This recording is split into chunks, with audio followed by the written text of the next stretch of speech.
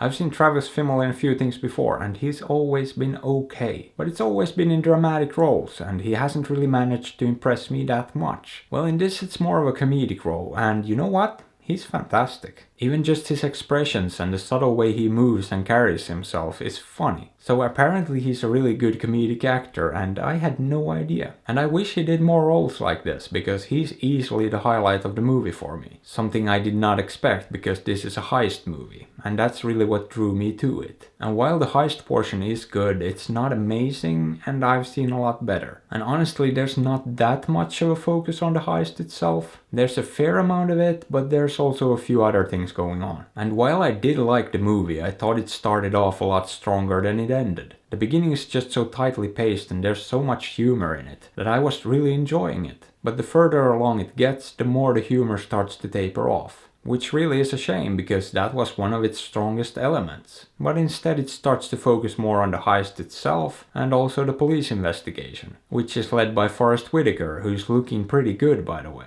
I don't actually remember seeing him in anything lately, but he did a great job as usual. I mean, he's pretty much always good, and that's basically what I've come to expect from him. That being said, I don't think he really did anything exceptional here, but then again, the writing was just okay. Now, after that first part, it also focuses a bit more on the love story as well. And there's a couple of different timelines going on in the narrative as well, which on paper sounds a lot more complicated than it is, because it's actually pretty easy to follow. The main guy's essentially recounting his story of what happened 8 years earlier, which then explains the peculiar situation he's currently in. So we get to see the events of the past unfold, and that's really the main story here. And at the same time, we also get to see what the police has been up to. And from a technical side of things, it's a competently made movie. It looks fine and the writing's not bad either, but I wouldn't say it blew me away. The soundtrack is nice, I like that. You get some funky old school soul in there. But on the other hand, there's some questionable CGI here and there, but not really a lot of it. And the score, especially during the investigation scenes, was just hilarious to me, because it actually reminded me of Desperate Housewives of all things. I mean, there's this quirky plinky plonky music that didn't fit in with the tone of the movie at all. So I'm not sure what happened there or what they were thinking, but it didn't really work for me. Not that that's a major issue, and I did find it amusing, but it's definitely not fantastic either. And while we're complaining, I guess the diner scenes didn't really feel completely natural either. I feel like some parts of that just felt forced and could have been handled better. But other than that, I don't have any serious complaints about this one. It's a decent heist movie, with a bit of a different approach. And the love story part ended up working surprisingly well too. At first I wasn't really sold on it, and it felt a bit tacked on, to be honest. But yeah, the actors eventually sold it, and it ended up being kinda sweet actually. So overall it's a fun, entertaining movie, but it didn't exactly do anything new. And I feel like they should have utilized Travis Fimmel's comedic chops a bit more in the second half, and just inserted more comedy into it, because the funny parts were genuinely funny. So would I recommend it? If you're partial to heist movies, absolutely. Otherwise you're not missing that much and can probably skip it. So maybe check it out, maybe don't. I'm not your dad. But I am trying to sell out, so consider liking, subbing, hitting that bell and supporting me on Patreon. Because I really need to get myself one of those 1969 GTOs. And hey, why not drop a comment below or check out another review?